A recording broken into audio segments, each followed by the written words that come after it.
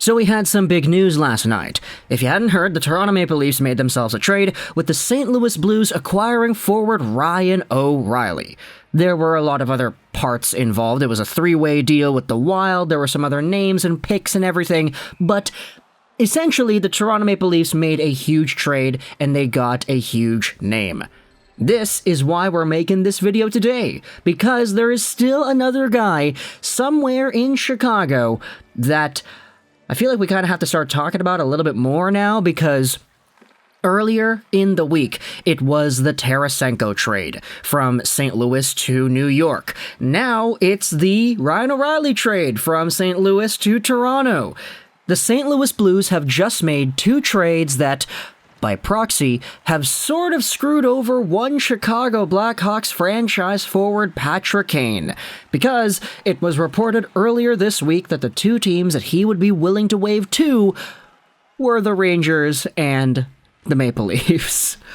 Now, of course, the reason we're making this video is because we have ourselves another rumor that had popped up regarding Patrick Kane and a potential destination here, but I wanted to just go over how funny it is from Patrick Kane's perspective and our perspective here as fans, just seeing everything go down the way that it has, because I mean, look, Patrick Kane, $10.5 million AAV player, somewhat disappointing player this season when you look at only point production, but still a guy that is extraordinarily talented and has a lot to show for heading into the next few months' worth of play if he goes to a playoff team. But it was really intriguing to me how the Rangers seemed to have been the one fit that everybody talked about, and then there was Toronto, the one sleeper team that was sort of reported as the team that he would be interested in going to, the one team remaining since the Rangers had acquired Tarasenko.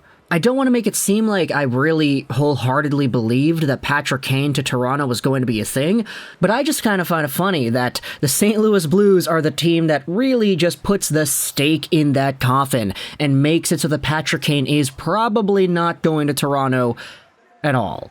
Not that it was likely beforehand, but it is just kind of interesting how St. Louis did it again. I know Patrick Kane had those comments about the Rangers and the Tarasenko trade, and he was kind of salty about it after that trade had been accomplished, so we'll see if any broadcasters or analysts go into the Chicago locker room and start interviewing Kane and asking him, hey, so what about that St. Louis-Toronto trade, eh? What do you think about them getting Ryan O'Reilly and Noel Acciari, too? Two actual players they could use in their playoff run. So what are your thoughts on that, Patty Kane? And then he's going to go out there and make some other comments about how the trade was good for them, the players, and how he kind of thought that Toronto would have been a nice destination as well. Who really knows if that's going to be the case? But what I also wanted to talk about in this video, now that both of his teams, New York and Toronto, have been scratched off, or at least we can presume they're scratched off, right? I'd seen some people saying, hey, the Rangers could still make a trade for Kane because they have Jimmy Vesey in their top six. Why not add on Patty Kane to play there? Like, I don't know, it doesn't really seem all too realistic to make two huge deadline splashes in Tarasenko and Kane. I don't know how you're going to make the salary work out, too. You're going to have to get a third team involved 100%. But, I don't know. We'll assume for now that New York and Toronto are both off the map for Patty Kane. Let's head over onto Julian McKenzie and Chris Johnston, because they did a CJ show earlier today, and in the show, CJ goes out there and talks about one other team that could potentially be on the radar as a team poking around on the Chicago Blackhawks American superstar, the Edmonton Oilers. Now, CJ directly goes out there and says he doesn't want to go out there and confirm anything because he doesn't want to make this a big deal because people like me, specifically me, he doesn't call me out, but he's talking about people like me, go out there and make this a much bigger deal than it needs to be. But he does say that ultimately the Oilers have poked around there and tried to see if there's anything that could be done with this player. Of course, though, the number one prerequisite about any sort of Patrick Kane trade has been talked about as well.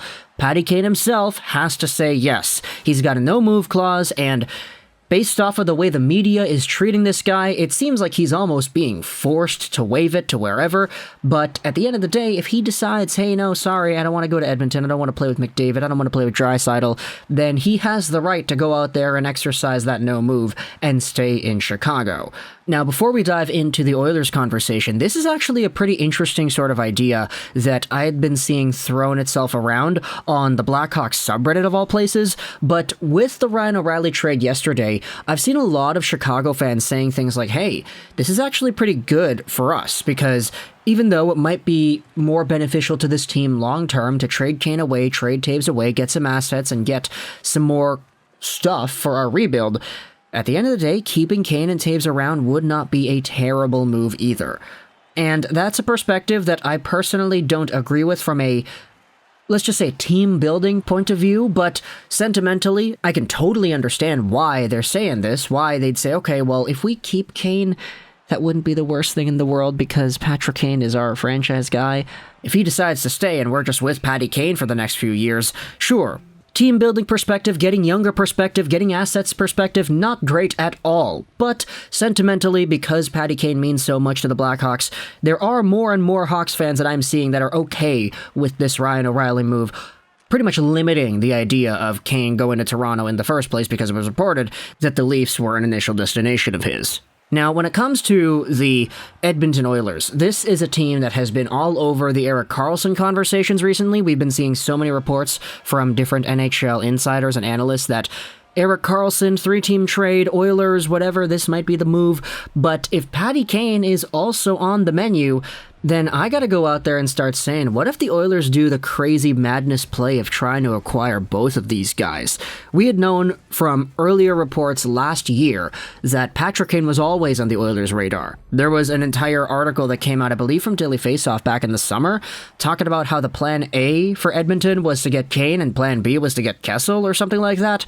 They didn't get either of those guys, but right now, with CJ reporting that the Oilers are poking around there, it makes sense to me that they're still in that mix, they're still checking in, and they're still trying to see if there's a fit there. Of course, stylistically, if you have a guy like Patrick Kane feeding it out in front for Leon Draisaitl one-timers or throwing it out into the middle for Connor McDavid rushes, you're probably looking at a big increase in point production from Patty Kane himself, since this season he doesn't have that sniper like Alex DeBrincat on his wing to finish plays left, right, and center. And of course, there is the much more intriguing and more, let's say, trivial piece of information of having two Kanes on the same team. Evander Kane and Patrick Kane setting each other up with plays, that would be very cool. Of course, we would like to see that just for the name's sake. But assuming everything else remains the same, the price remains in that, let's say, first-round pick and a young player and a roster player type of move. I want y'all Blackhawks fans in the comments to let me know what your thoughts are on the Oilers and their prospect system, as well as who they could give up in some sort of a Patrick Kane trade. Of course, young guys, you've got a few in there. You're thinking Raphael Lavoie, you're thinking about Xavier Bourgault, you're thinking about, let's say, Dylan Holloway just got sent down. We could talk about him maybe for a little bit.